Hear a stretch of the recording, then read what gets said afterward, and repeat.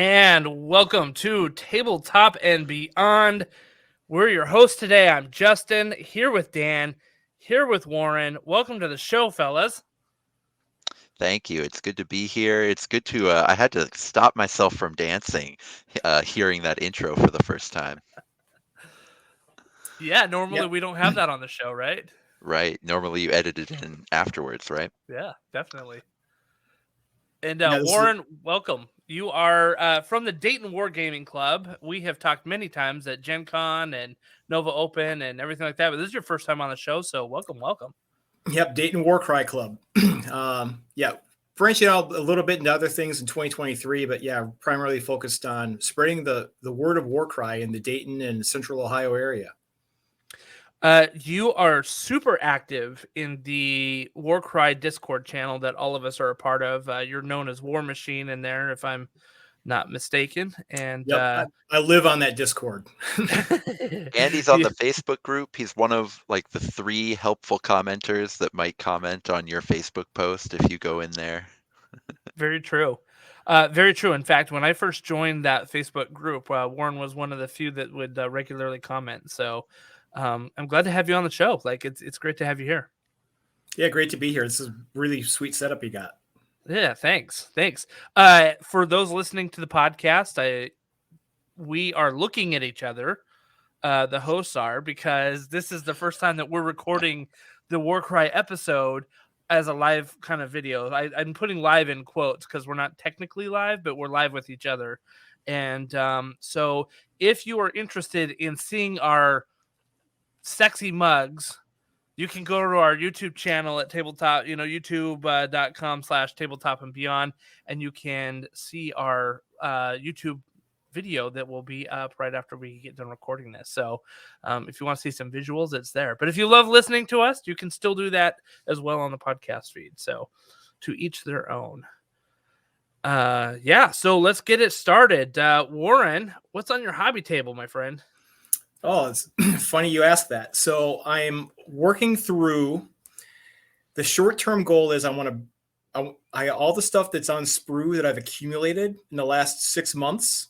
Yeah. Get it all built. Okay. So I've been doing a combination of building. I got a bunch of Stormcast, a bunch of Iron Jaws, terrain from the 2 Gur box sets, some Kill Team stuff I've gotten done. There was what else? Blackstone Fortress, just a whole lot of stuff. Right.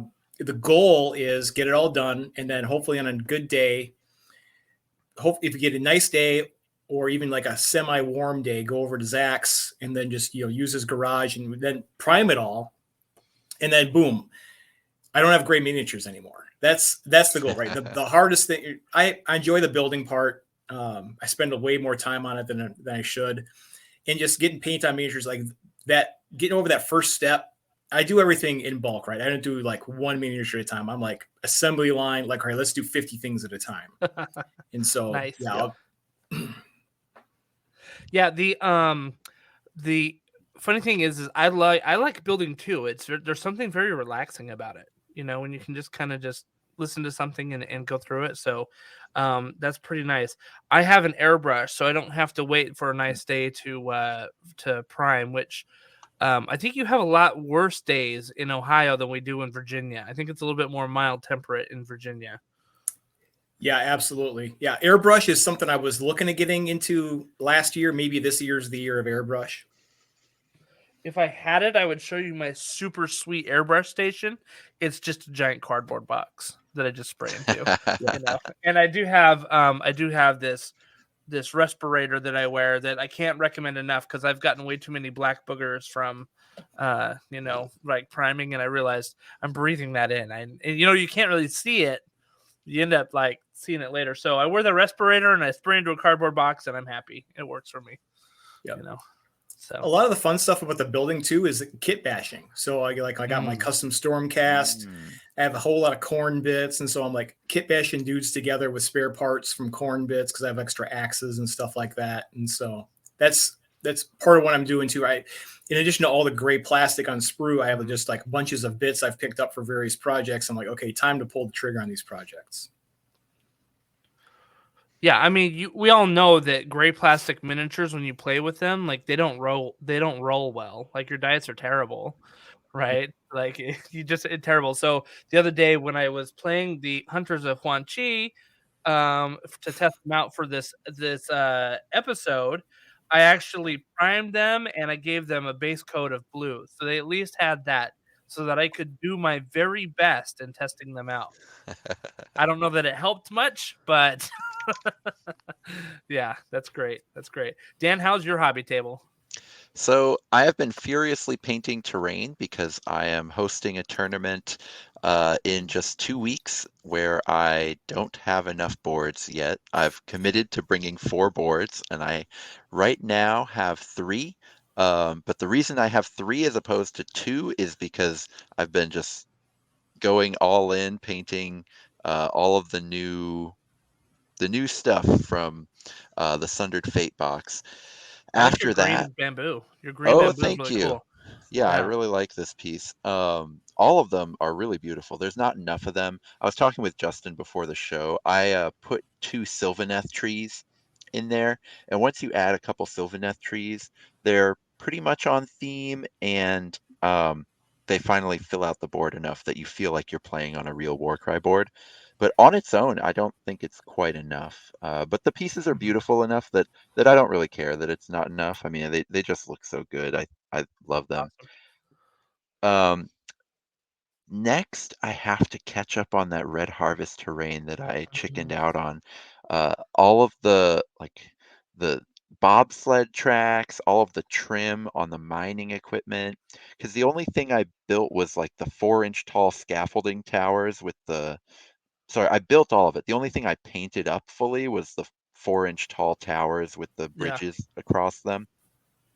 So I'm having to catch up on my red harvest and finally finish my full backlog of terrain. Dude, that banded metal on all of that terrain made me want to like gouge somebody's eyes out with my paintbrush. Maybe my own, but like it just like after a while you're like, I just can't do it. And it made me Mhm. realize that I never want to play Chaos Space Marines. Like Oh yeah. because Hmm. they're all banded metal. And I love the look of Chaos Space Marines, of Blood Warriors, Mhm. of Slaves to Darkness in Warcry, and I just can't. I've painted 3/4 of a group of 10 blood warriors. I don't think I'll ever finish them completely unless I decide to take them to a tournament. If it's just on my own devices, I'm going to leave them 3/4 painted because all that trim is just brutal. So one of the things that I learned, especially with like corn and stuff like that, is I said I'm gonna because I have the airbrush, right? I'm going to airbrush all the metal and then go over and paint the other stuff because Mm. trying to paint all those little tiny metal bits like after you've done like a nice like red paint job or whatever is so time consuming. So time consuming. Yeah, I Whereas like bet. you can paint some of the big flat stuff even around the metal a little bit more quickly. Is Mhm. the So problem that it requires 2 coats to go over like a red, or is it no, just like the fact that it's just so much tiny little filigree? it's just so much tiny little filigree, Mhm. and See, I it's don't. very detailed. Yeah, see, I don't mind that necessarily. The small bit of red harvest I've painted for test pieces, I had a good time with. Now on a Mhm. large scale, I'm not sure. Mine's in about the same condition that Dan's is in. Ah. It's all primed, but Yeah. there's a whole lot of filigree, and that some stuff is still apart because I'm going to do sub assemblies. But that's Mhm. yeah, but that's on the potential project too. The way I like to paint, I don't mind going over an area with like 5 different times with the brush, as long as none of those times have to be super precise. I hate having to be perfectly precise, which is my main issue. So something like these wings, I'll do multiple different coats of contrast or like some various dry brushing, and I'll go back and forth over and over and over with different levels of transparency and then, Yeah. you know, opaque dry brushing. But as soon as if I make a mistake, I'll look dumb. As soon as that happens, I'm out. I don't like it anymore. I just want uh lots of low stress painting is what I'm interested in. That's all terrain is low stress. That's my Zen thing. Like, if it turns out good, great, and people notice it, but no one cares if the terrain looks bad. It's the third different actor, right? You have the two different war bands, but then the terrain also sort of matters. You don't want it to overshadow the war bands, but right. Terrain can make things super immersive. Absolutely, right? But it can also pull you out of that immersion as well. The other night we were playing with my starter set that I have not finished painting. Like, I needed to paint all the metal on there, and I had that compared to a board of all of my Heart of Gerbach that's completely painted. And the people are like, "Oh man, that board looks amazing. This one not so much. That one looks amazing." That's what I'm afraid of. We might have a favorite board vote, and there's a guy coming up from Madison who has a fully customized swamp board, and then a buddy of mine named JJ has this incredible sort of dungeon board that's on 2 levels that he 3D printed himself. Yeah, just incredible stuff. And my boards are not going to be that pretty. They are going to be kind of put together to be very symmetrical for sort of competitive reasons, but I don't want to be blown out of the water too bad for best board votes. That's funny. Well, my hobby table, I was working on the Hunters of Huanchi. I had a goal of trying this month to get both warbands painted up. I've got the schemes I want to go with them. I'm excited for it. However, I realized that I need to settle in on an Adepticon list, and I'm not sure that I have decided what I want to play. I'm the guy that in our gaming group will play any different kind of warband just to give other people experience, right? So if somebody's playing I'll play Night Hunt. I don't care. I'll play Orcs. I don't care. I'll play this. And now I'm sitting here going well, what do I want to play? And I have to kind of settle in on a list. And Dan saw me messing around with some list ideas today, and with some Dark Oath Savagers. Yeah, and he told me I'm an idiot with it, but that's okay, Dan. And Warren, you saw the list too. I posted it in our chat, and you were giving me some tips as well. So, yeah. But anyway, so my hobby table, I've got to figure out what I'm going to do. But I do have this bad boy that does probably need to get painted. The terror of all the lands, the Chimera.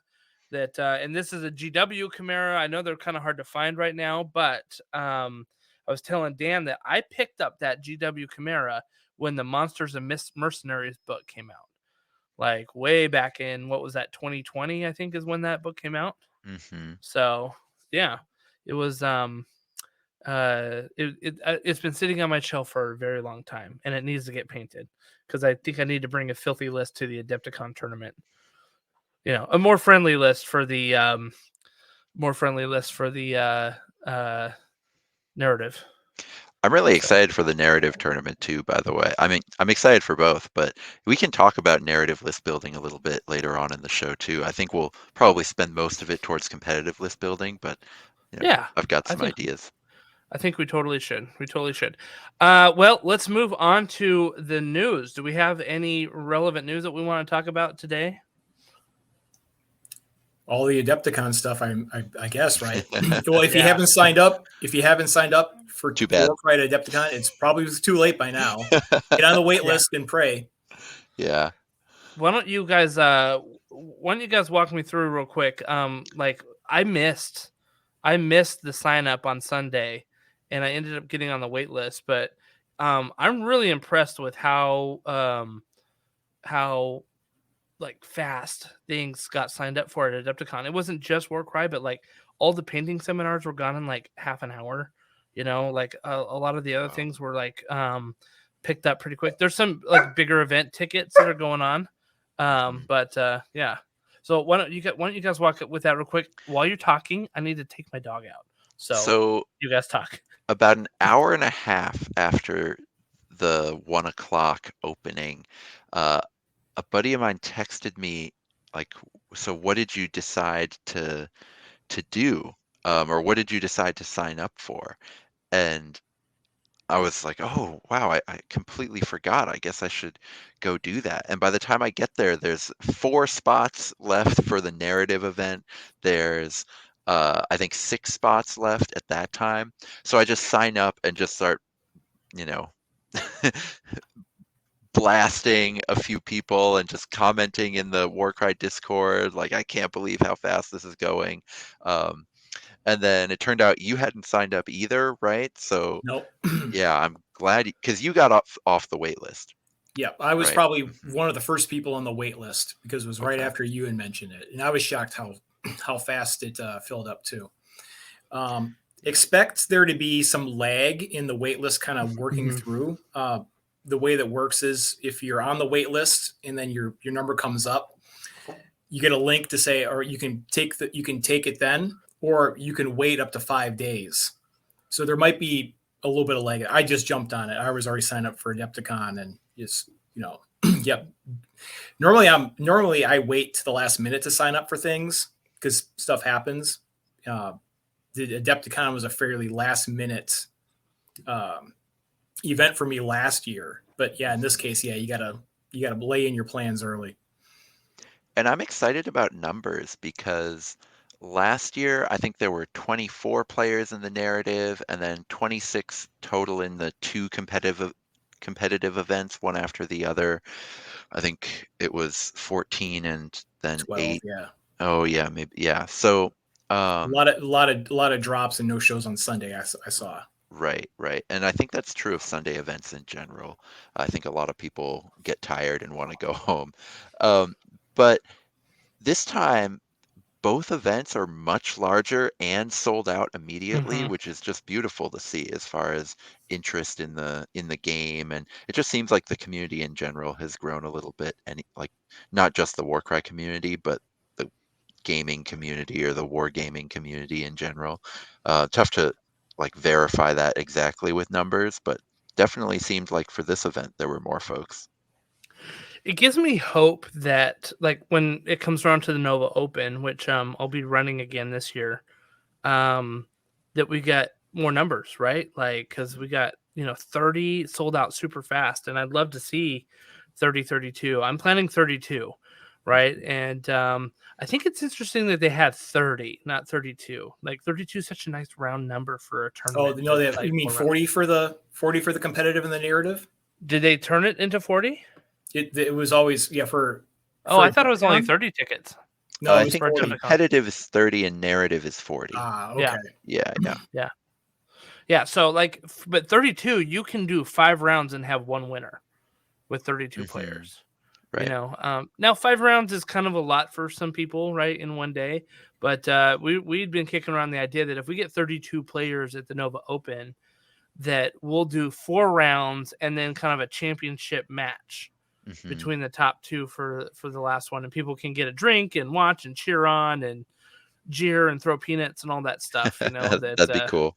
The Yeah, I think final it'd be game, cool. yeah, the final game at the top table is usually the one with the most sweat, the most Oh yeah, for sure. analysis, right? Yep. Yep. Watching Dan and Justin at last fall.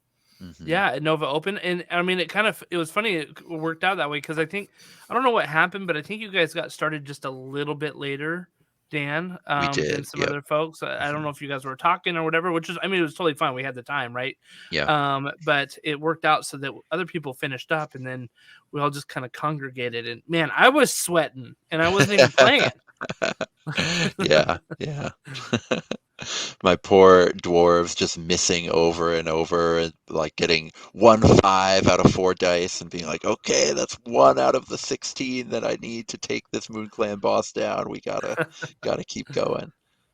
Do you guys think that um the fact that Adepticon sold out so quickly, do you think that this is kind of saying something about the state of Warcry right now, heading into 2023? I think it's a rebound for Adepticon because Okay. even though they Yeah. had Adepticon last year, there was still mask and mask and vaccine mandates, etc. And so this Yeah. is like the first full year post pandemic. So you're seeing for all these events, you're seeing the bounce back starting to happen. So I think it's probably some of that, maybe some of the new version. I 100% agree. I thought that this was a bounce back, not just for Warcry, but Adepticon. I'm like, I'm looking across the board. I'm like, wow, Adepticon is back, and people really want to go. They've missed it for the last 2 or 3 years, something like that, and now they really want to go do that. So, Which is wild to yeah. me because last year's Adepticon was my first big convention, and I was blown away at how big it was.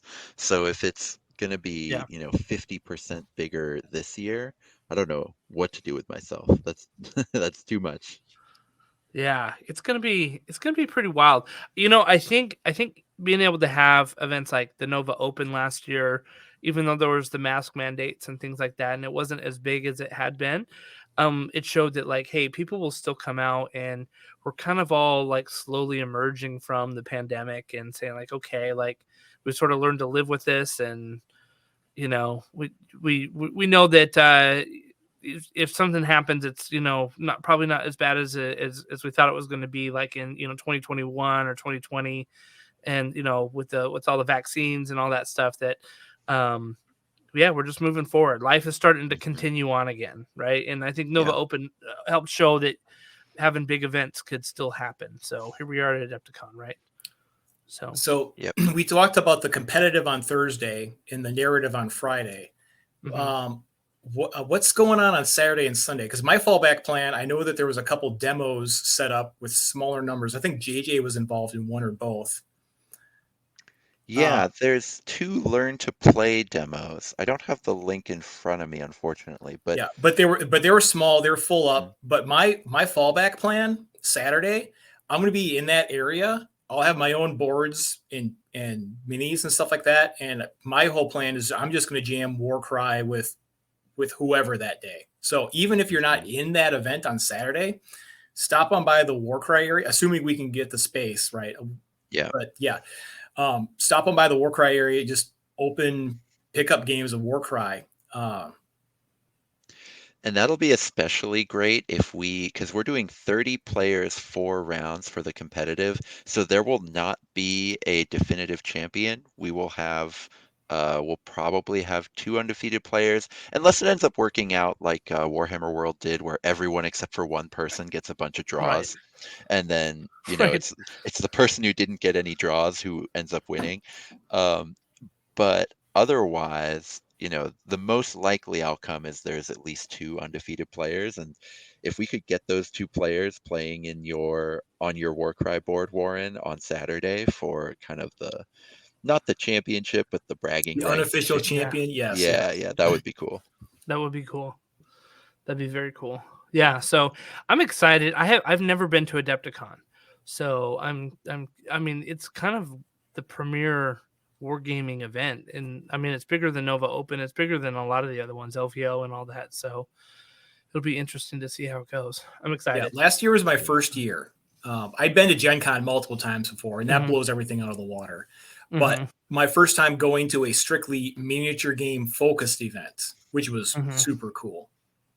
Is Gen Con really that huge? It's like much bigger than all these minis ones? Oh, it's like 50, 60,000 people. Oh, wow. Except the entire Indiana Convention Center. It was my first year going back last year in quite a while. They've spilled out, and there's a tunnel that goes underneath, and they're in the adjoining hotels connected by Skyway, and also in the Lucas Oil Arena. Yeah, you play on the field. Wow. Yes. Incredible. They've expanded out that much.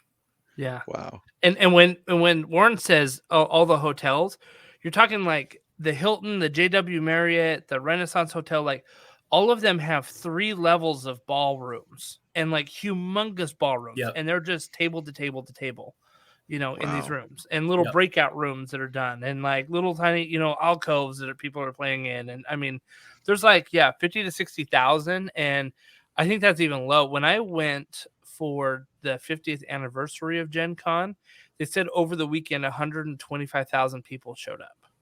Now that wasn't like continuous, but it was like, there's some that came I believe it. There was a lot and that was wild. So, but there's a lot of different offerings there too, right? It's not just miniatures and it's everything under the sun. Yeah. Okay. So anyway, it's pretty good. All right, well, cool. I'm looking forward to Adepticon. I know you guys are. It's coming up. It's just 2.5 months. Dan, we are gonna have a Huzzah event tournament here as an Adepticon prep, and someone said we need to do it so Dan can have his stats before we go to Adepticon. Yeah. So we're planning to do an Adepticon prep, at least one, maybe two. We'll see how it goes. Nice. Yeah, looking forward to that. All right. Well, let's talk about our faction focus here, which is the Hunters of Huanchi. And I've got this cool little, I took a little photo of the lineup of these chameleon skinks.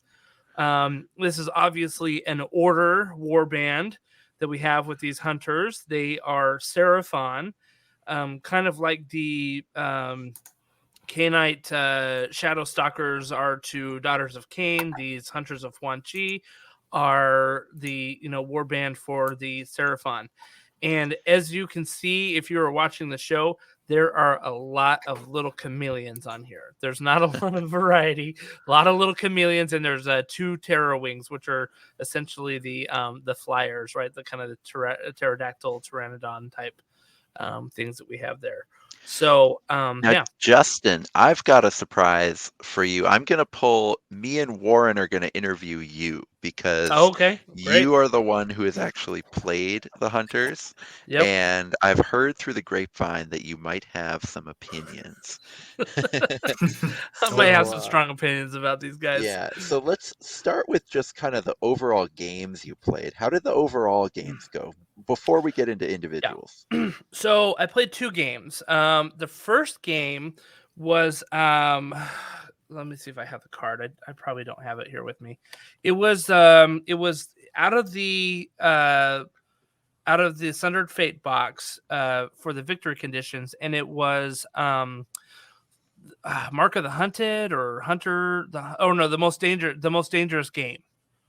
Is what it was called. And what that does is at the beginning of each round, you choose a fighter to be marked as hunted. Okay. And at each round, you choose another one. So by round 4, you should have chosen 4. Now, if you kill one, you get a victory point. I will choose an opponent's fighter to be a marked person, right? Like you don't choose your own. Your opponent chooses like the one that they mark as the hunted. And so you get 1 point for killing a hunted model. You get 2 points if it was the leader, and you get 3 points if it had the most wounds on the battlefield, like of all the warbands. Okay. So you can do that. I was playing against Casey Van Camp, who's in our Tabletop and Beyond Discord. He's kind of a local guy here. He's playing Corvus Cabal with a Orgoroid Myrmidon and a Fomoroid Crusher ally. So, cool. That sounds fun.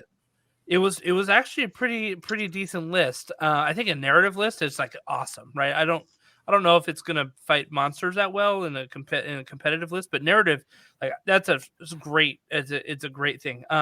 He had the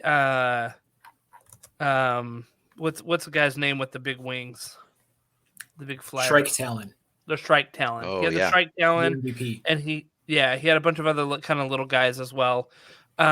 So I had the skinks, and we each chose it. Now, the problem with this mission is that you had to stay inside of 4 inches of the board edge, or else at the end of the round you'd be taken down, right? We also rolled a twist card, and we're playing on a board that had some pretty good terrain on it. We rolled a twist card that at the end of each round, if you were 3 inches within a terrain piece, you took 1 damage automatically, no matter what. Okay. All right. Is that a problem for his army? Not really. The Ogoroid's got 30 wounds. The Fomoroid Crusher's got like 35. His other ones have maybe 12 and 20, respectively for small guys and big guy. My leader has 12 wounds, and all of my other guys have 8 wounds. So the 4 attrition rounds matters. Yep. Yeah, 4 rounds. I'm losing half of their life each round. You know, even if they hide somewhere and they're just hiding, right? And here's the problem: I have to kill things in this, right? So That's the problem. I think if you just have to evade, you can play dicey and cagey. It's one of those agile, slippery, literally slippery war bands like Nighthawk, 100%. right? Where you can get away with not being killed, but you have no killing power yourself. So here's the thing, right? The blowpipes, the chameleon skink, you can see on our screen right here, the chameleon skink with dart pipe. Yep. Here's their sweet stats that I was trying to kill things with, right? It has a ranged attack of 6 inches, up to 6 inches, right? 0 to 6. 2 attacks, strength 1. Strength 1, and 1 and 2 damage. 2 for a critical hit. So it didn't matter what I was fighting. I was 5s and 6 every time. 5 ups, 5 ups, 5 ups. Rolling 2 dice because I had to move to keep these guys alive. And so then I would get 1 shot off. I get 2 dice, whiff. 2 dice, whiff. 2 dice, whiff. Even on the smallest guy he had that had like 8 wounds or 12 wounds or whatever, I could not kill the guy.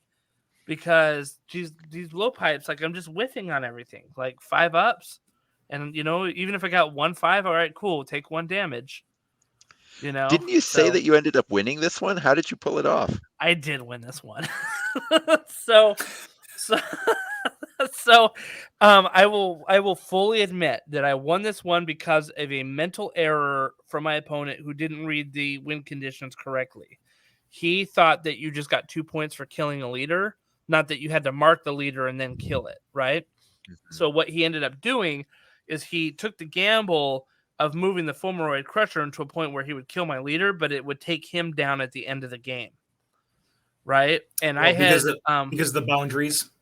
Yeah, because of the boundaries, right? And I had positioned my leader there to protect him, you know, so that I knew that if his Fulmoroid came after me, that he would get stuck there and get taken down. But he thought, oh, I'm going to get 2 points. Sure, you'll get 3 from me, but I'm ahead by 3 already. Do you know what I mean? And so he didn't get any points for killing my leader because he wasn't marked.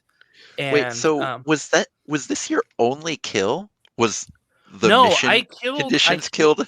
Oh, no, okay. Okay, so I will say this. I killed 2 of his other players. Okay. All right. The little 8 wound guys. Now, how did I do that? I did that with, and I'm going to show this ability here. And you can see it right here. I did it with the Call of the Hunt right here. It's a triple. It's pick a friendly fighter with the Hunters of Huanchi and Beast rune marks within 9 inches of this fighter.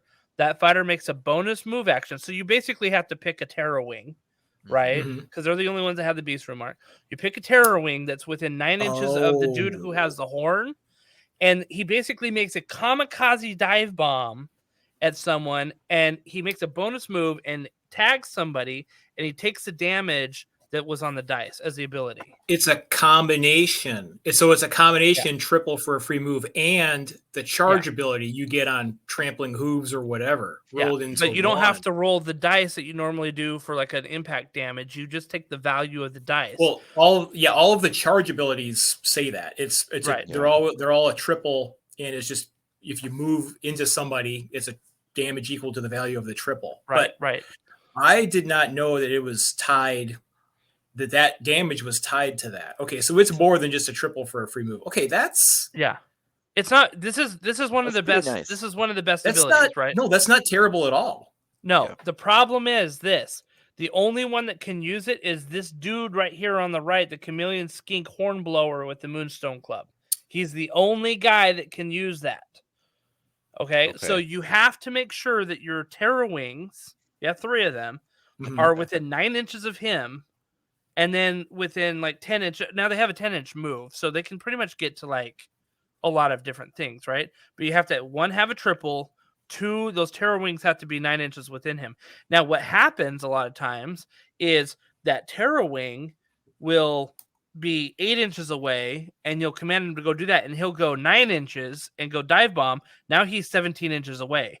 And to get him back within 9 inches, you have to either move him back first or move the other guy, or, you know, to try to do that combo again of doing it. And so you had to pick your activations very carefully to be able to reactivate those Terror Wings. And there was a lot of times that I ended up disengaging the Terror Wing, moving them back closer to the guy just so that he could do this ability again later after they had activated. Right. So yeah, this I think makes there's something there. There's some meme potential there with the toot. Yeah, totally. Yeah, absolutely. So you played a second game with them, right? How'd the second game go? So the second game, let me think of what the win condition was for that one. This was we actually played the game that was featured on the Warcry battle report on Warhammer Plus.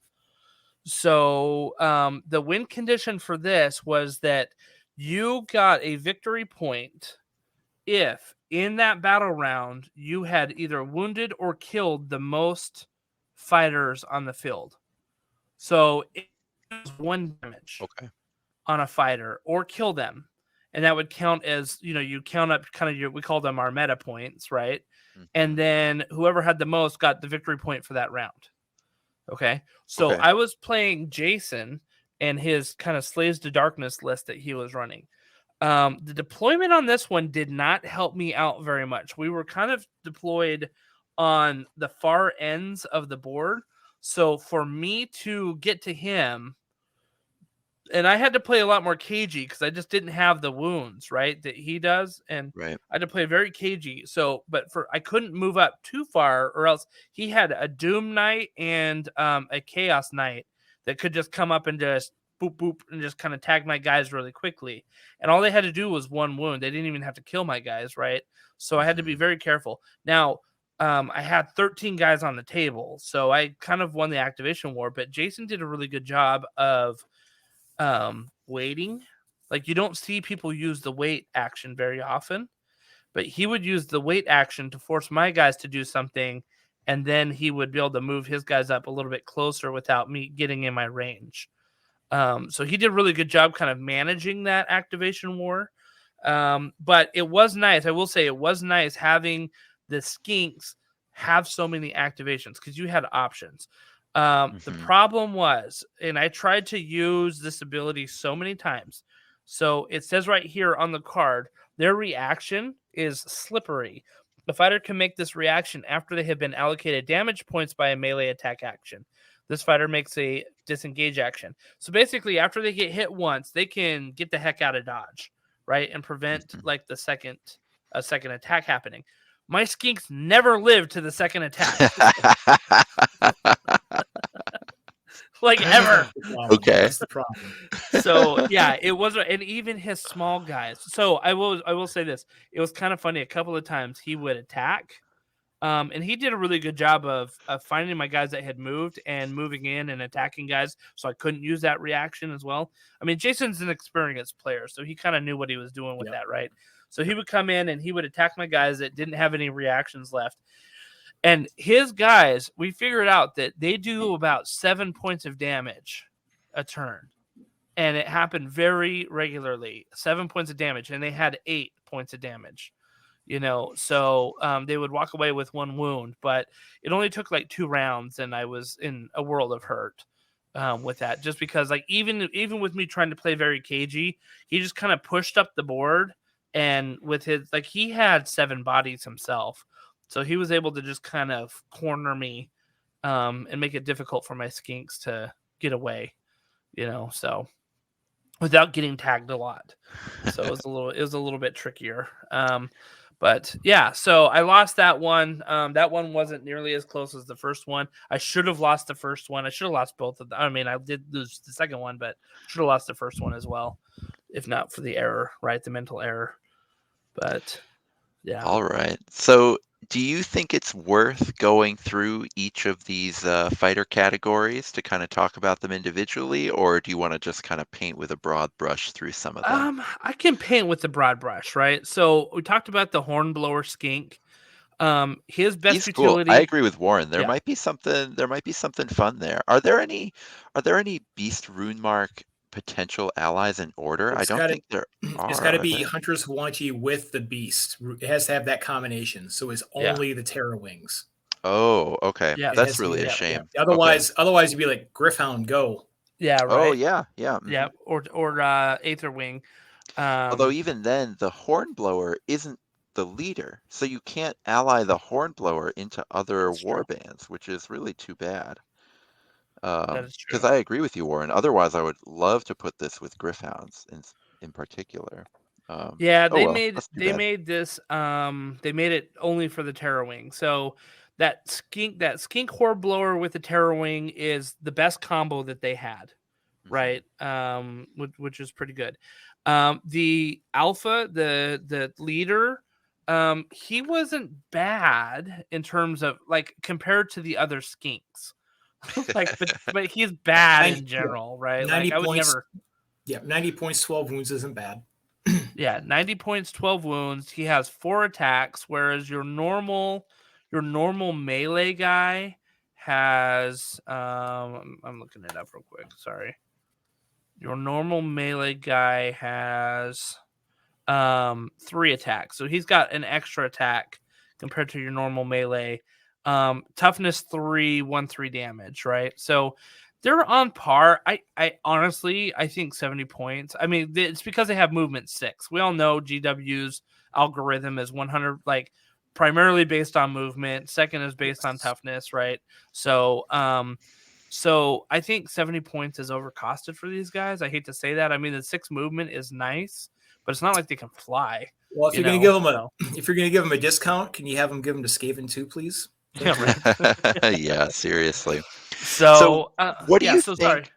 Oh, go What do you ahead. think about the guy with the helmet? Because Yeah, I was gonna uh, ask the same thing. Yeah, because when this guy came out, I was pretty convinced that you could make a pretty reasonable warband if you could convert up a bunch of him. And I've heard of yeah, a few different people giving that a try. I've heard folks doing it using the Blood Bowl kit. I've heard of folks doing it using yeah. the GW Skulls box that you can buy. Apparently, I've never heard of this. I should go on their So website and check it Oh, so out. he's it's amazing. Is it yeah. really? It's a box of 240 skulls. Or yeah, it's ridiculous. It's the most GW thing ever. Oh yeah, I've got that Are box they a right here. variety of skulls? What's Yeah, Yes, going a on with variety of. these Oh, I'm sorry, skulls? 340 skulls. Oh, yeah, now I'm looking 82 at it. human skulls with jawbones, 86 human skulls without jawbones, yeah, 15 human jawbones, 60 assorted damaged human skulls, 2 yeah. giants, 1 Borgcast, 1 beast, etc., etc.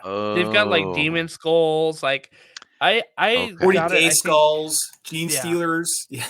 I ended up picking up Okay. that box for like $20 on Amazon. I think at one point, and it was totally worth it Oh, because they just have so many skulls. they've got 6 bloodletter skulls. Yeah, yeah. Oh, that's cool. Okay. So like Skulls. yeah, so like what's Okay. Warhammer without skulls, right? Yeah. So here's the thing. This guy's 75 points, so he's only like 5 more points than your normal melee guy, like Mhm. with the bolas and stuff like that. Oh no, sorry. The bolas are 90 points. So he's cheaper. Yep. But here's the deal: the bola guys have 4 attacks. The dude with the helmet and the spears or the javelins, he has a range of 8, 0 to 8. So it's a ranged weapon, and he only has 2 attacks, strength 3, 1-4 damage. So I don't know. I mean, like Yeah, they 2 have the same, attacks. Yeah, 2 yeah, attacks is a little sus. and it's The ranged too. So right, like you right. If can't you can throw into right, you can combat, right? yeah, you can play around it if you're really concerned about it. This army to me is a super finesse army. Like you have to know what you're doing in Warcry to be able to play this army. The one ability that we didn't talk about that the melee guys have it's a triple. It's called Hurled Bolas. I actually like this ability a lot.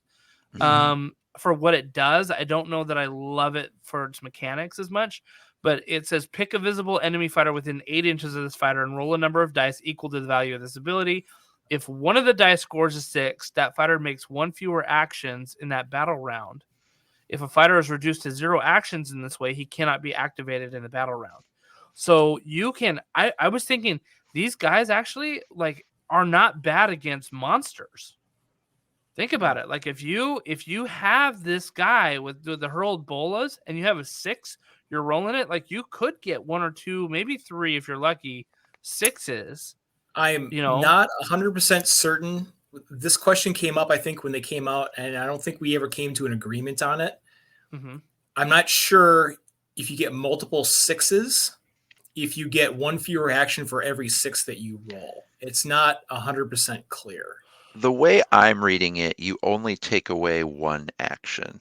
Yep. For if you get 1 6, you get take away an action. Multiple 6s do not stack up on the same That's one. interesting because I read it the other way. I said if I read it, if one of them scores it, it takes away 1, and if they get reduced down to 0, then they don't activate. So interesting. Okay, um, we definitely need an FAQ on this. I'm sure yeah, for sure. they wrote it months ago, and then it's just not come through Warcom. Right. The wording would be if one of the dice scores a 6, that fighter makes a 1 fewer action in this battle round for each 6 rolled. You would add that verbiage to make it clear. Yeah, 100%, 100%. But I could absolutely see what you guys are saying, and I mean, I read it one way, obviously, and so I mean, I played it where I rolled I didn't roll multiple 6s, but I rolled at least 1 and kept the Fulmoroid Crusher down to 1 action at one point, which was pretty nice. effective. Was that like important? It was effective because he would have totally crushed one of my dudes. However, I tried to do it again later on whiffed. And so I'm like, was that worth the triple versus the Bellow of the Carnosaur that is some guaranteed damage that I can do? You know, so anytime that you have to roll for an ability, and especially when you have to roll like a 6, that's only a 17% chance that you're going to get it. You know, 16.5 technically or something like that percent chance that you're going to get a 6. Like that's not great odds in your favor, right? And you think, oh, if I roll more 6s, I got greater chance. Well, they're all independent, right? So it winds up, Atan did the math because he did a little deep dive on them from Off Meta Musings because he was the one's theory crafting this too. I think your odds go to slightly more than 50% of hitting. With 6 rolls with triple 6. Yeah. So anyway, so I mean I like that ability. Like again, I like it for what it does. I'm not in love with the mechanics. If we're a 5 or a 6. So now here's the interesting thing. If they made it so you could only reduce it down to 1 action, then I feel like they need to make it a 5 or a 6 to make it worth it. If it could be multiple actions, keep it at a 6. You know what I mean? Like if you reduce multiple actions, then it has to be a 6 because you could roll 4 or 5 or whatever it is. But if it's only reducing 1 action, I think you make it a 5 or a 6 for a triple. A triple is important, you know. I think if it's guaranteed to work though, then this triple becomes too good. Yeah, but a 5 or 6 is not guaranteed though. I mean, I think if you get it on a 5 or 6, if you're rolling 5 or 6 dice, it's a really high success rate. That's correct. That's good. Correction. I double checked his math. So he states 67% chance with trip 6 to get at least 1 6. Okay. Yeah. Okay. Shout out to Off Meta Musings. Yeah, definitely. Great for channel. The record, guys, I failed probabilities class, like, or the probabilities portion of my statistics class. So all of my percentages, when I'm thinking about it, like don't trust me on it. Don't trust me on it. So yeah.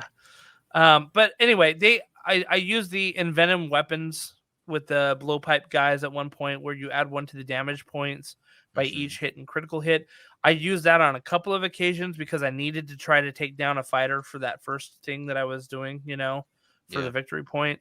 I don't love it though, because I mean, it's like you have to roll a 5 or a 6 to even hit.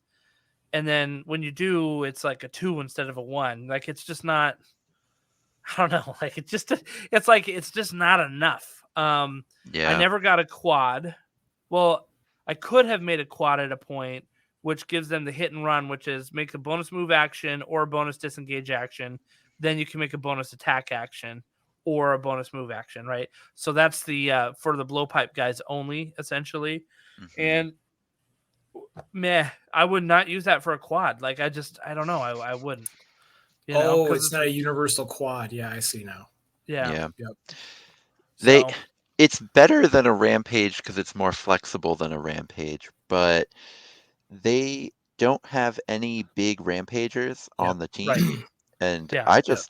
I'm not interested in using rampage on any fighter that costs less than 150 points. Oh yeah, no, absolutely not, right? And I mean, the thing is if you're going to use Rampage, you need to use it for the Pterodon because they're the only ones that have any kind of the Terra Wing.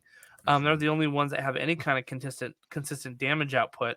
But the problem is as I was kamikazing these things into other things, they were dying.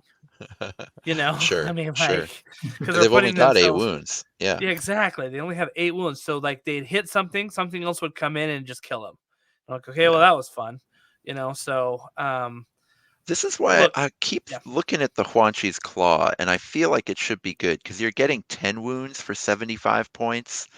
hmm I know you said it doesn't compare favorably, in melee in some situations, but at least compared to the dart pipes, right? I mean, 5 yeah, points to get yeah. uh, two more range, and then getting the 3 toughness and 3 Instead of the strength 1 is gonna toughness, yeah, is or gonna matter in any yeah. kind of swarm versus swarm fight.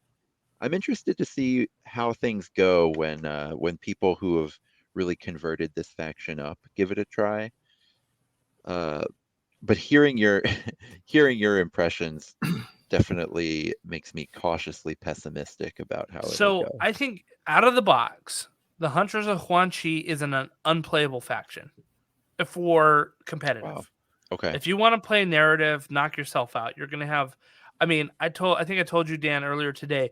I negative play experienced myself by playing this, right? Like Okay. it was like me rolling five, trying to write Yeah. full roll 5s and 6s to do any kind of damage, and I can't tell you how many times I just needed to hit just one fighter to get a victory point against Jason, and I went like first attack whiff, second attack whiff, next fighter first attack whiff, second attack whiff, next fighter first attack whiff, second attack whiff. I used 3 fighters to try to do 1 point of damage on a marauder. It's not like Wow. so I'm sitting here going like this is just not like it's not fun. Like I'm just not having fun with it. And I was trying to like play cagey and because I'm like this is how this has got to be played, right? To make this playable, you need some allies in this badly. Mhm. Badly. And you need some beefy ones that can go in and tank. And maybe if you could find some ones that have like some bonus disengage like actions, because like what you would want to do is go in, draw some dudes in, right? And then if you could disengage and let your blowpipes like take pop shots at them as they go like running Oh, around and sure. stuff like that, Mhm. that's what you would kind of want to do. Like get in, disengage, let them, so make your like you really need a tank to come in and be the focus. So like maybe having a Myrmidon. No, I mean you can't ally a Myrmidon. I don't know what I'm thinking, but like What do you think having about like a something big like Kurnoth that. Huntmaster to Yeah. come in there? Something with range 2, so that way you're not Yes. messing up with your blowpipe Yes. friendly Yep. fire. Right. So even a Kurnoth is like Scythe or Blade Master, or like what are they called? Yeah. The big Maybe big guys, the right? maybe the Spear Achillean King, although that's a little expensive, but kind of gives you some other utility too. But yeah, the do Scythe one of the Huntmaster might be a hot pick. do Mm-hmm. one of the Thunder Interesting. Primes have a staff with a One of range them 2? does. Yeah, the Grand Stave. It does. Yeah. You could do the Protector leader, right? Sure. Um, Hmm. he's I can't remember his name right off, but the Protector Prime. Stormcast Eternal that Protector Prime, yeah, like he's got a 3-inch range, right? So in some in tough and some wounds, so he would be a threat on the board, enough to let your little skinks move around. Now, the nice thing about these guys costing so little is that you could trade a Stormcast Eternal that costs 170 points for like 2 to 3 of these, right? And still have 10 things on the board. I mean, that would still give you 11 units on the board, including like one Stormcast Eternal. So you could even trade 2 Stormcast Eternals and still have 9 guys on the board. Mm-hmm. You know, which is, I mean, that's still a pretty insane amount of activations that you got going on there. Yeah. Now, I would build it a little bit differently too. So I built it, I did like half and half with like blowpipes and melee, right? Mhm. So like the leader is a melee and the hornblower is a blowpipe. So I did like 2 regular blowpipe guys and 2 regular melee guys, or however it worked out.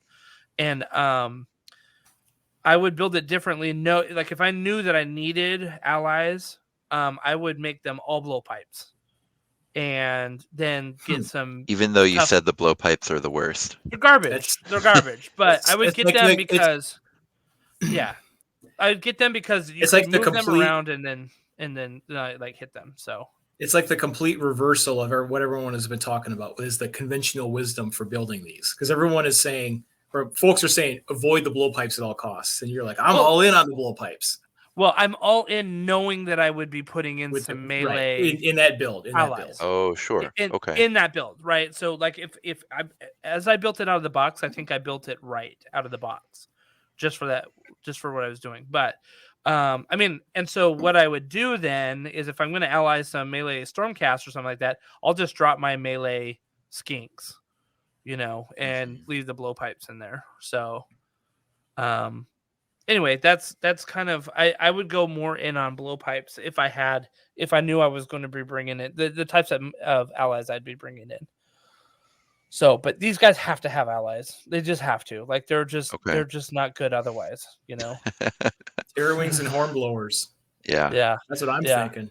I'm interested. Yeah, now that I've heard about that, I'm interested in how it would look like. Well, and I mean, triple hornblower. Yeah, that's true. I mean, the thing is, too, is it's not hard to get triples, right? It's not even hard to get 2 triples in a, like, depending on how well you manage your wild dice, it's not hard to get 2 triples in one round either. You do kind of want a high triple, though. You do want a high triple. Exactly. The triple ones don't help. No. Yeah. No, you want them high. So that's kind of the difference, right? Yeah. I don't think you lean that into it, but I would not, if I was playing this, I would not be ashamed to have a hornblower and a couple Terror wings in this list. Mm-hmm. Yeah, I mean the box comes with 3 Terror wings, right? And I would take all 3 of them, to be honest with you. Like, they're probably the most consistent damage outputter of the entire army. They're 1-inch range, 3 attacks, strength 3, 1/3 damage.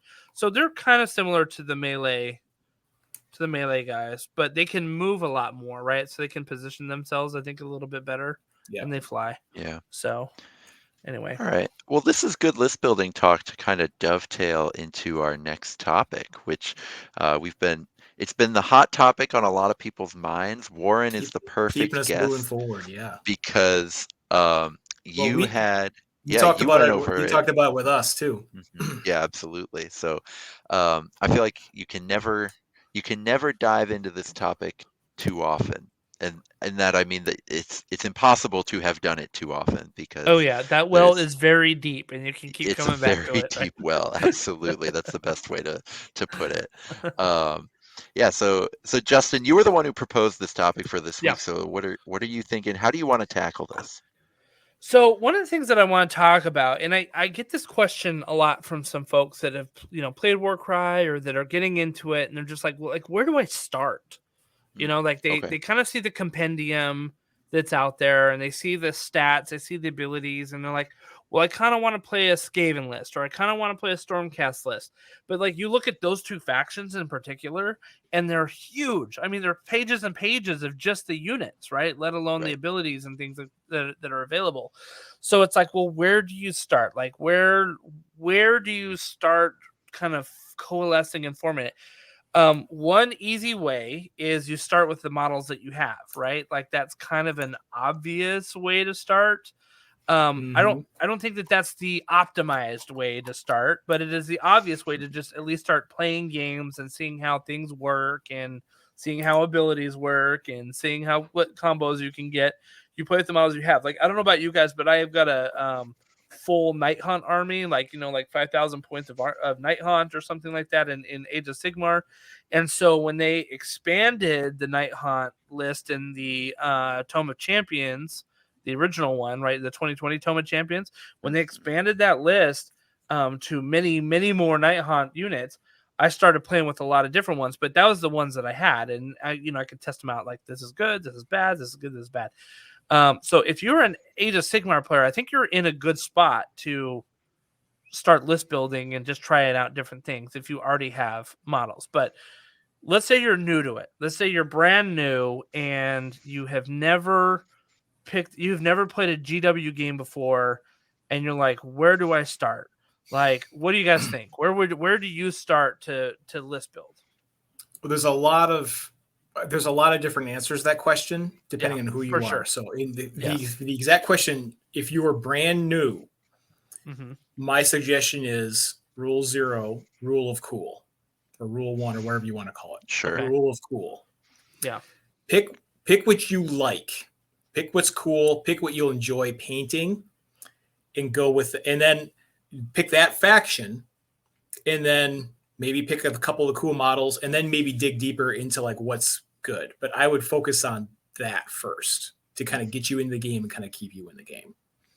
Yeah, I think a lot of people get intimidated when they hear that some things are good and some things are bad.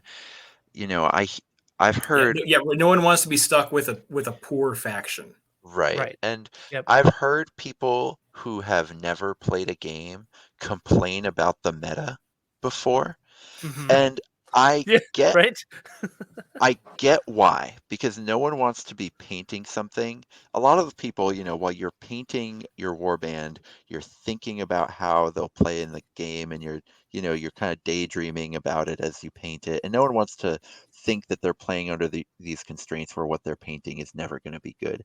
But I would say don't worry about the meta for your first warband, because you're never going to play against the meta. Now, you will probably play against someone at your local game store whose warband is pretty good, and they may even just be playing a fairly middle of the pack faction, but they're just really good with it, and you're new, and that's going to feel like the most S tier broken meta thing to you, and so that should matter to you more than what the actual meta is. So I wouldn't worry.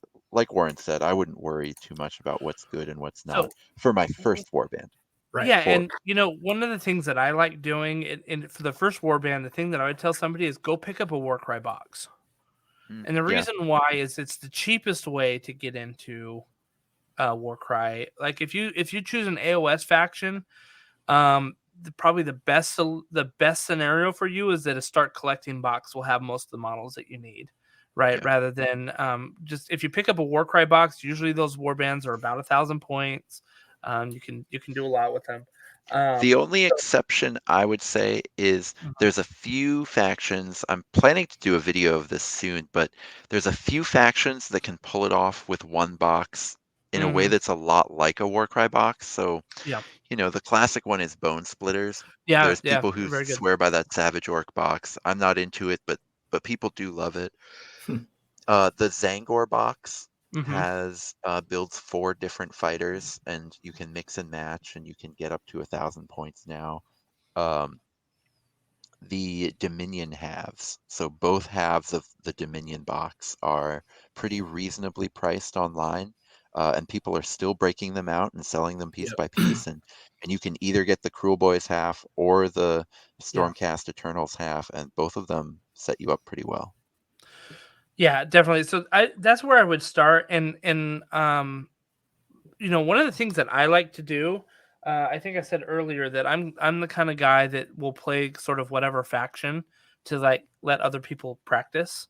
So Jason a lot of times will come out with a filthy ogres list, and I'm playing like Rotmire Creed, just straight out of the box. Because it's like I want to see how these guys do. I want to stress test these guys. Straight out of the box, because I know what other allies can do with them. Let me see what they can do by themselves. And we're always like, that's how we do our evaluations. Jason gives me a filthy list that he does, and I do I do the Hunters of Huanchi, and I'm like, these guys suck. Like, but yeah, but that's how it is. So starting out, definitely. But let's say you get a little bit more experience now, right? Okay. Like you've got a couple games under your belt. You're starting to understand that there's certain abilities that are better than others. You're starting to understand like what the different profiles mean when you've got 4 attacks versus 2 attacks, and that type of thing. So I'm asking you guys, from your experience, where do you start list building from? How, if I were to open up the compendium right now and I said, Warren, I want you to play Tzeentch, Demons of Tzeentch right now. All right. Like, how do you start? How do you start your list? So we're gonna try to take advantage of this sweet video capability here. If you mind if I present? Go for absolutely. it. Go I for can't it. wait. All right, here we go. So if you guys follow my channel, we got spreadsheets galore. And I'm a big believer in the spreadsheets. So it's Tzeentch Demons, you said? Yeah, Tzeentch Demons. All right. I'm set up for this. So instead of like high level talking about like, okay, start from the top and work your way down, like mechanically, and if you chat with me on Discord, like I live in that warband lists channel on the big Warcry Discord. Mm-hmm. And oftentimes people have an idea, and then within like 3 minutes, I'm like, here, how about this for a list? Sure. Yeah. But I'll show you a little peek behind the scenes at the tools I use. I like this. And while you're setting up, one thing that you've mentioned before, Warren, that I really like is just as a formula for people who are maybe one step past beginner. If you have 3 reliable fighters who you know can make an impact, putting one of those in each deployment group and then filling out the rest of your warband with just people who can run around the board, grabbing the gold and just playing the mission while your 3 reliable fighters play the opponent, can be a really effective way to do it that is very beginner friendly, but scales up to competitive as you get better and better at the game. Yeah, that's good sound list building in general. So all right, here we go. Let's try this. We're going to share a spreadsheet. All right. So hopefully people can see. Actually, so I picked Tzeentch Mortals. That's actually not what I want. We want. So Demons. if you're listening on the podcast, obviously you got to go to YouTube now. Yes, got to go to. See, we're feeding people to YouTube here. Yeah, we will narrate for our audio listeners. Yeah, so we've got. So here I am. I'm looking. I've sorted. I got the spreadsheet here. I have all the demons of Tzeentch, and usually what I look at killing power. And wow. So here we can sort largest to smallest. So the killiest guy is the Fluxmaster with Ritual Dagger. The second killiest guy is the Exalted Flamer Tzeentch, Fluxmaster, Iridescent Horror, Pyrocaster. So these are my guys I'm going to be looking at. Okay, so most of them are heroes. I'm also looking at, okay, what are the good fighters? Okay, Flamer Tzeentch does some damage. Okay. And I'm going to use this list, and I can also look at efficiency. So take this efficiency calculation, sort in reverse order, and these are the most efficient fighters. Now, most of these guys are not super efficient because they have like big range attacks or fast movement or flying or stuff like that. But I use this as an initial start to determine, okay, these are the sort of things that I want to go pick up. Like, all right, based on this list, okay, these flamers seem good. Okay, I'm gonna go pick up a box of flamers, or I'm gonna go pick up a box of blue horrors and brimstones for those tricks. So that's the first step, to figure out, okay, what am I gonna pick up and buy? Now the second part is I have another spreadsheet that I use, and I don't have Tzeentch Demons in here, I'm sorry, but share screen. Here's my Warcry list spreadsheet. So this one, I have just a real quick and dirty Google spreadsheet here. So right now I have a Slaves to Darkness tab open. And so these are all of the likely fighters I would consider playing in Slaves to Darkness. So even though there's 3 pages or 4 pages worth of guys in Slaves to Darkness, I'm not going to consider all of them, right? I'm not going to consider Chaos Warrior, every version of Chaos Warriors or whatever. But I have a few prime candidates, right? Like Varangard, Dark Oath War Queen, Exalted Deathbringer Ally, Marauders, etc. Right? And it's just simple formulas. You put in the points value here, you put in the quantity here, and then you can play around with the quantities, right? I have 6 Marauders. Okay, let's go to here we go. Yep, I have 9 models of 1,000 points. Well, let's play around with this. Let's cut 2 Marauders. Now I made 880 points. Now I can put a Chaos Warrior with 2 weapons in. Now I'm 8 models, 1,000 points. I have a slightly different configuration, and I can, if I know what I have, I can do all these different. I can just play with these numbers very, very quickly and easily, and kind of brainstorm. And then after I'm done, I can look at it and be like, okay, does this sort of meet the requirements for a good balanced list, like what Dan was talking about? Do I have a good number of models? Am I using most of my 1,000 points? Do I have 3 legitimate threats for each deployment group? And I don't have models for all of these, but these are all things I've kind of thought about or brainstorm about, like Stormcast Warriors, Flesh Eater Courts, Skaven, etc. So again, that's just a little peek behind the scenes of the tools that I use when building lists. Yeah, man. So you are like Mr. Math Hammer here. I know, Dan, you're a big kind of math hammer as well. But man, those spreadsheets are pretty pretty intricate and detailed, and that's awesome. Like that's really really cool, because I think understanding a fighter's efficiency, whether it be like the damage per point for the fighter, or even the survivability, understanding the survivability of some of the fighters, is really good too. So yeah, that's a whole spreadsheet you got there. As long as you're picking good fighters that are good in a vacuum, and you're kind of following those good general guidelines for a list, you'll have a solid list. I can't guarantee you're going to win a tournament, right? Yep. And not everyone can be Justin Norton and be the bad genius breaking formats, but you will do well. And so I've had folks, they've asked for help on lists, and I'll throw them a list and I kind of give them a guideline. Okay, here's how you want to deploy them, rely on these tricks. And I do say, hey, come back and let me know how it works.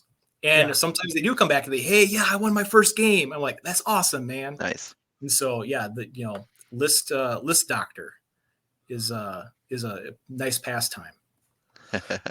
For sure. So just really quickly before we go, and I know, Dan, you've kind of contributed to this in some of your videos over on your the Salty Sea YouTube channel. Warren, you kind of mentioned some of the best practices of like list building. Can we just kind of run through those real quick for some of our audience members that may like not know what those are right offhand? I think the 3 of us kind of understand intrinsically what those are, if not explicitly, but some of our listeners may not totally know what they are. So what are some of the best practices of list building that you would recommend? I can take this because I kind of disagree a little bit with a bit of the premise here, or at least, okay. So I see where you're getting at. I'll throw a couple out. So like having at least one, maybe one big guy, that can really take hits, or having, let's say, one flyer or one fast mover for a treasure mission. So you actually have an assigned treasure carrier, like things like that. You can't always get them in every list, but it's nice to have. It's things to keep in mind. Maybe best practices. If I can stop you first, because I think there's only 4 lists in Warcry. Is something I've started kind of noodling around. So one of them is you just take 3 big guys and you fill it out with little guys. Sort of the classic. This is sort of the first thing every new player who wants to jump into competitive, I think that's what they should do. And I think the way you choose your big guys and your little guys obviously takes a lot of skill, but I think the best way to start doing it is probably something similar to what Warren was talking about like looking at who are the most damage efficient big guys, who are the most damage efficient little guys, etc. In my opinion, again, this is all like kind of conjecture that I'm starting to noodle around in 2.0. In my opinion, the other ones are you play the mechanics, you play the opponent, or you play the missions. And so The mechanics are either sort of similar to what Warren's talking about, or the opposite would be to play the mechanics but look at an ability in Mhm. your faction And build around that. and build completely around the ability. The other play the mechanics being, and I do a lot of lists this way, is I look at the most, again, points efficient fighter in the faction or most points efficient thing you can do, and I fill up half the warband with it.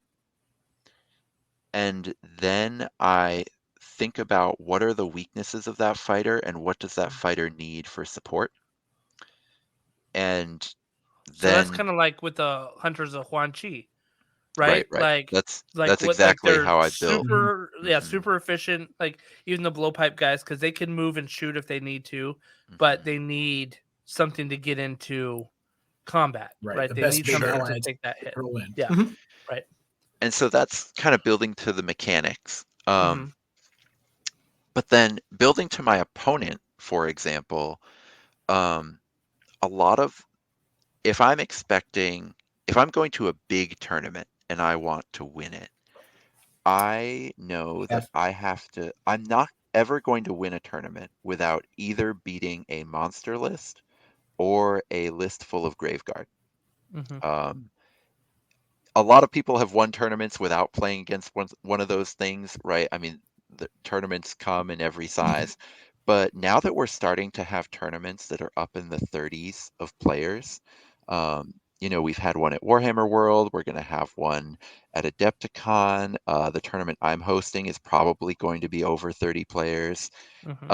Now that that's starting to be a thing, I don't think you can win one of those tournaments without beating a monster or beating a bunch of Graveguard.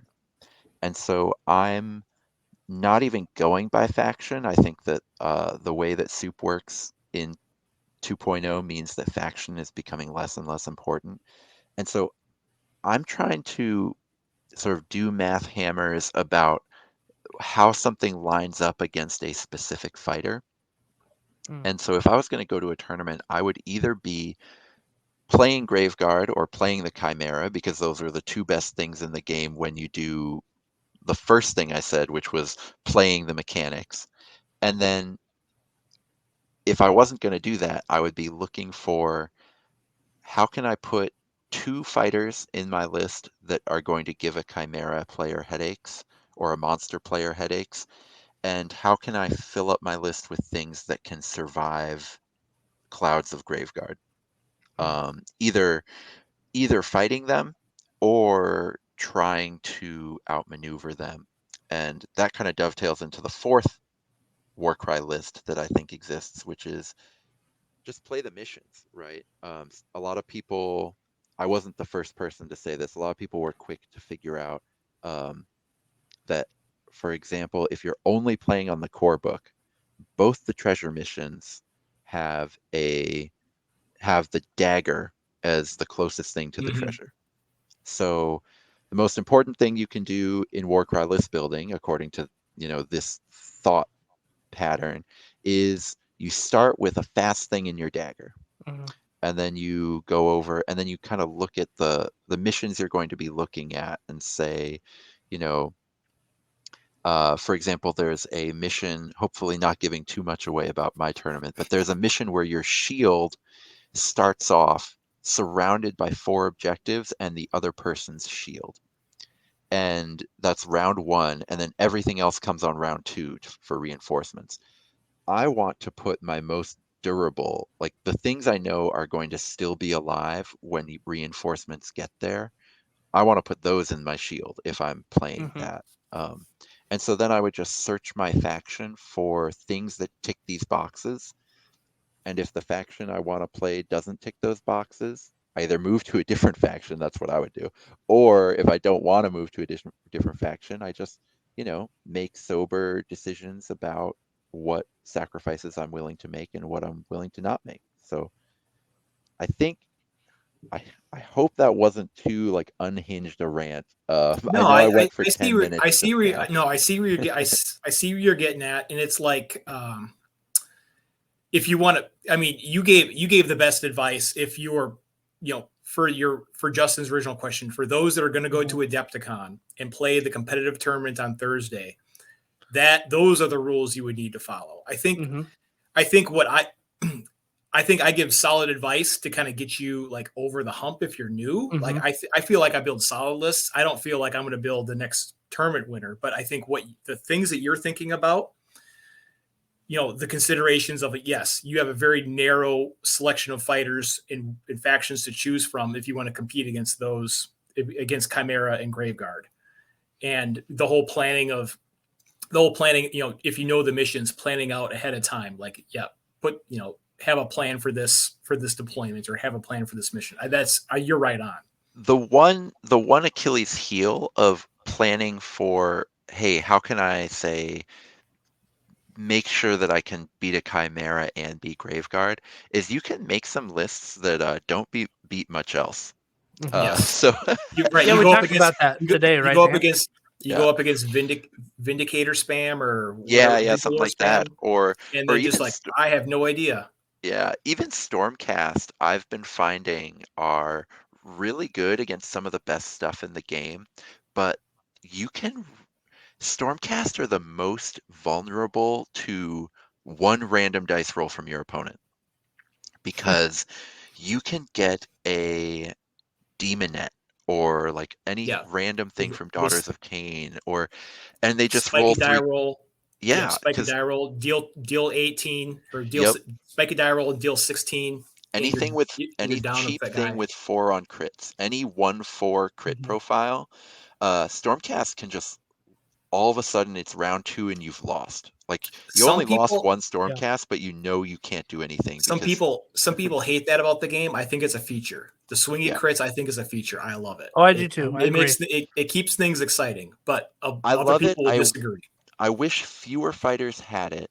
I would never want there to be none, or even for it to be rare. But I do wish fewer fighters had it, or at least more fighters were more. Or maybe consistent. Like more 1/3 profiles and fewer 1/4s and 1/5s. Sure, the 1/5 is the one I hate. I hate 1/5s, and I hate 2/6s too. One of the things that we had talked about today, Dan, when I was throwing out my Dark Oath list to you, is you're talking about building an anti-Chimera one, and I told you that Jason had built an ogres list around a tyrant and a gut lord. Now, those that are not familiar with the gut lord, he's beefy with like 35 wounds or something like that, and maybe 38, and his damage profile, he's like strength 5, and his damage profile is 510. Right, so like he hits those gut you, lords and are real. It is a Mack truck that comes. Now, one of the things that you said there is like, yeah, that's great. The tyrant and the gut lord come in at a Chimera, could easily take that thing down. But what happens when you've got a swarm of plague bearers behind it that they just can't chew through because they don't have, the number of people to deal with the extra spam that's happening because they're focused on killing a Chimera. So those are definitely things you got to keep in mind too, right? Like how do you fight against, you take that ogres list that has really like few models, really beefy, can take down something, and then go against a spam list of like, well, I mean, Graveguard's a good example of that too, right? So, and the thing that's giving me nightmares right now, I mean, I've got my Chimera. If I can't figure out anything that beats it, I will play it. But the thing that's giving me nightmares is I can't figure out how to make something that'll beat, say, my Nurgle Chimera list that doesn't just turn around and look really embarrassing against, say, Spire Tyrant's Chimera. Because those are completely different warbands, even though it's really easy to say, oh, that's a Chimera list, they're all the same. The way Chimeras attack you in Spire Tyrants when they just are sort of supported by netters is completely different than the way the Chimera is attacking you in Justin Orton's list, where you can't focus on the Chimera because you've just got a Varangard. Varangard and a The Varangard is Spherings. in your Just face. Yeah. it's in your face. It's stopping you from hitting the Chimera. It's taking whatever your like if you wanted to shoot the Chimera, you can't do that because the Sphinx or the Varangard are going to close with the shooter immediately, and you're not going to be able to do that. But like the things you could do to outmaneuver or to like blunt that list's ability, like say in objective missions, Mm-hmm. that's not going to work against the Plague Bearer Chimeras, right? Because all of a sudden your hope of um, throwing so much chaff in front of everything that they can't possibly chew through it all, and then you bring down the Chimera via activations and weight of numbers. Well, Nurgle can just completely, completely shrug that off because they'll, wait, move with these 50-point Plague Bearers. There's nothing you can do. And I just can't figure out any sort of list that will beat two of those three approaches. So that's the assignment for other folks. I'll just let you know that I haven't figured out something that can beat two of those three, much less two of those three and also Graveguard. Well, I very much appreciate both of your guys' perspective and how you approach list building. I feel like it's pretty scientific the way that you guys go about it. I mean, you've broken down like the different ways. I mean, especially you, Warren, like, with your spreadsheets, it's very scientific, right? Like, and kind of doing that, which is just amazing. I think I take a bit of a more of artistic approach. Like, I don't know that I don't know that I like I have like direct numbers and math hammer and stuff like that in front of me, where I end up starting, believe it or not, like let's say I took my Tzeentch, right? We'll take the Demons of Tzeentch. The first thing I go to is I look at the abilities. That's the first thing I look at.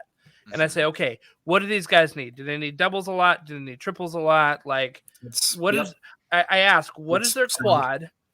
I look at their quad and I always ask, is it better than Rampage? Right. Sure. And I mean, that's the first question I ask with their quad. I don't build lists around quads because I think we have all said it's unreliable. Like, it's great when you can get it, but you can't plan for it, obviously. But I look at it, right? That's the first thing I look at. And then I say, okay, this needs triples, this needs doubles. If the faction needs more doubles than triples, I look and say, okay, how do I maximize these doubles? If there's a lot more triples, I have to say, which one of these do I need to focus on? Because you can't reliably use a lot of triples in max your of warbands. Typically, typically max of one triple hungry guy. Yeah, so that's what I say is I say, okay, like I need to narrow down and say I want that one triple. I think that's great to build the list around, and maybe here's some doubles. So then I'll look at those faction rune marks, or not faction rune marks, but the ability rune marks, and then I'll go look at the fighters, right? And I say, okay, these two fighters can do that, these three can do that. How can I build a list that maximizes what the fighters give me with the abilities that I want to play with? So mine's very much like an ability-centered list building, in the sense, because I think that abilities can change the game, right? Rather than just damage. So like yeah, go ahead. Sorry. That Gloomspite gets sort of destruction soup warband that is kind of a known quantity, has done well at a lot of different tournaments. A lot of people play it. I think it's basically built the way you just described, in terms of kind of a symphony of different different abilities that can kind of go off and be really effective in game at any given time. And when the round starts, you have no idea which one you should be playing around. Yeah, I think that's absolutely that style of list. And that's how I built the Stormcast list. That I was just going to say that it sounded exactly how you built it. Yeah, Sure. because I kind of looked at the abilities, and then the profiles, especially with the warrior chamber, right? That double that's a bonus to move was like, that is the one that I need to be pounding on all the time, because all these Stormcasts have an move ability of 3. So I need them to be able to scoot when they need scoot, and so looking at that and saying like, okay, well, if I had a paladin with Star Soul Mace, if they were to get a quad, this is an amazing one, but it's not going to be my end all be all.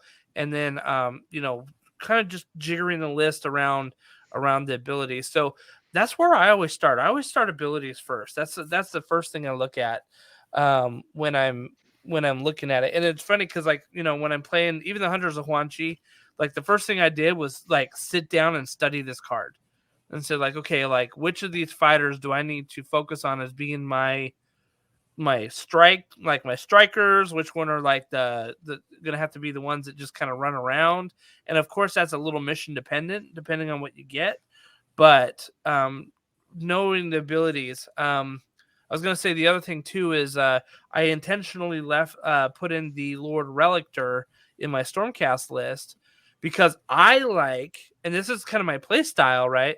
I like the ability to be able to reach out and touch somebody and finish somebody off so that somebody has a movement instead of a disengage, you know. And I like being able to roll 6 dice on 2-ups and have that person take that damage, and it's just enough to kill that one chaff model that just won't die, or it's just enough to put that one over the edge so that the next attack action will kill that one, and then that person can then move again, right? So but that's the ability that I kind of looked at, and I've kind of obviously learned my play style a little bit, having played Warcry for a little bit. And I think that that's kind of my final point with this is like, you got to just play a little bit too and try different things in list building to learn what your play style is.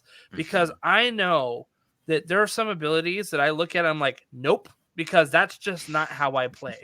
You know what I mean? Like the one where it's like, choose this fighter, and on a dice roll, 4 to 5 is 1 damage, and a 6 is what the value that I'm like, nope, like too unreliable for me. Like I need more consistency.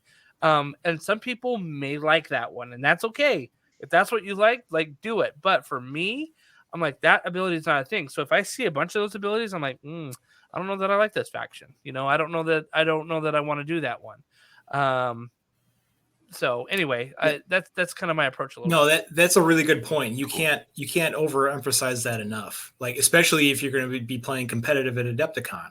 Yeah. You have to, test it out and see how it works, right? Because I mean, I can have a million spreadsheets and theory craft all the stuff, right? But you actually learn by playing. Okay, this looks good on paper, but didn't necessarily play out that way in game. Or you might realize, okay, this model was good, but it's a little bit glassy for my needs. I need to play a little more carefully with it, or replace it with something else. Mm-hmm. Yeah, I think, Dan, we talked about when we were talking about the Chaos Legionnaires, I told you, I was like, these guys just don't feel like they can get to where they need to be. Remember I was like, I don't know what it is. I just can't get them to where they need to be when they need to be there. And on paper, they should have been just fine on paper. But I just like in gameplay, like, and maybe it was my style of play with them too. Like, I just didn't feel like I could get them to do what I needed them to do. And you don't know that till you kind of test it, right? Yeah, and there's a funny feeling like I've gotten with Stormcast Thunderstrike, where my Vindictors, who are the 4-inch move, 2-inch reach with the shield, I feel like they're the ultimate utility piece that's just running around the board and covering their allies. And it's like 4 inches is not fast. 2-inch range is good, and that is real reach, but it's not like these are, these 6-inch move Skaven that are running around the board, or these 10-inch flyers, right? They're actually very slow. But sort of based on what Stormcast needs, they actually really do play a great utility role at kind of covering for each other and doing all of the utility stuff that you wouldn't necessarily see on paper until you had played the whole warband a couple times to see kind of how the pieces fit together. And I think that's a really big thing for what Warren was talking about with kind of starting with a spreadsheet, I think is really important, because one, the most points efficient things are usually going to be the easiest things to then find out what idiosyncrasies are there that you can support them with to make them good. Yeah. So starting with a good core is really helpful there. Yeah. And likewise, folks, they don't want to play a bad faction. Well, you do a little more research and you figure out, okay, once I have a faction, okay, what are the good models and the maybe not so good models in this faction? And there's some bad factions with a couple good models to where you can make great lists with that faction. I think Lumineth Realm Lords is, I think, the best example that comes to mind with this, where they have 2 really good models, and you can make incredible lists with just those 2 models. They have a ton of models in that faction, and almost all of them are terrible, unplayable garbage. But they've got 2 really good ones. Talking about like when someone discovered wardens. Yeah, When somebody discovered Wardens warden span. and Stone Guard, or the Hammer Stone Cow people. Both of those are really, really good, and the rest of the models not so much. But if Right. you have a cheap leader and a fast ally and just those 2 models, you're doing great, right? Yeah. So, Yep. yeah. That's great. That's great. Well, hopefully our audience got some tips and tricks that they might be able to use. Warren, I wouldn't be surprised if some of them come calling for some of those spreadsheets that you have. You know, It's a beautiful spreadsheet. it is. So, but yeah, hopefully this will help you. And if you guys have questions about list building or anything like that, you can come to the Tabletop and Beyond Discord chat. We've got a Warcry dedicated Warcry channel where we can help you list build. You can also come to the Warcry Discord channel as well, where there's even more Warcry players in there willing to give you their opinions. Now, I will basically put the disclaimer that not all opinions are equal. And so you sometimes have to take a grain of salt, right? Especially mine, especially my own, right? I might have a love for certain models that may not be good, but I think that's You kind of say all of us that, sometimes but do. your love for certain bad models leads you to discover the kind of diamonds in the rough sometimes. I mean, people were pretty skeptical about that protector spam list that you That's did true. really well with. I'm a believer. I got a lot of Stormcast warrior dudes sitting waiting to get primed, and I have more. I have more coming on the way, and I blame you, Justin. Fair enough. Fair enough. Fair enough. So yeah, hopefully this helped. And again, one of the best things that you can do is just ask for help. If you feel stuck in terms of building your list, go ask for some help. Like part of the best one of the best parts of this game is the community that plays it, in my opinion. Like it's one of the most friendly game communities I feel like that I've played. I mean, we'll go and beat each other up relentlessly in these tournaments and have some really sweaty games, but we all love it and laugh about it at the end, and give each other points and tips and tricks, and it's a great community, and we love it. So one last thing that I'll say before we go, today we officially rolled out the Tabletop and Beyond Patreon account, so it is live. We'll put that out in the comments and on social media. And if you feel like you enjoy the content here and you want to see more of it, we would very much appreciate your support. And I know that everybody pretty much has a Patreon account, but we're trying to expand our offerings and do some things that are a little bit wider. So, like I said, if you feel if you feel a little generous, good to see you. Good to see you cashing in. Yeah. Well, we're trying, and it's to pay for lights, it's to pay for software, it's to pay for I'm realizing a lot of that things. I fund everything myself, and I'm like, okay, well, if I go get this software, okay, now there's a subscription for it, and money's not an issue, but it would be kind of nice to have it defrayed. Yeah. But we're doing this because we love it, right? We're not doing this to try to make $1 million off of this and stuff like that. None of us are going to retire off of this. No, but we do want to bring out, more content, new content, and things that people enjoy. So that is part of the reason why we decided to opt for a Patreon account. And again, if you support the channel and you want to support us, we appreciate everything that you're given, and we appreciate our audience and listeners. So without you guys, we're just speaking into the wind now. So but yeah, we thank everybody for listening. Any parting words, Dan or Warren, before we head out tonight? I think we covered every single aspect of list building that could ever be covered. I mean, the well's dry now, right? Yeah, the well's dry now. Very good. Very good. Well, thank you again, everybody, for listening. Dan and Warren, thank you for coming on the show and talking with us tonight. It's great to have you, Warren, especially this first time on the show. Oh, it's an honor. Thanks. Yeah, very good. Very good. All right, everybody. Well, you have a great night and keep the dice rolling.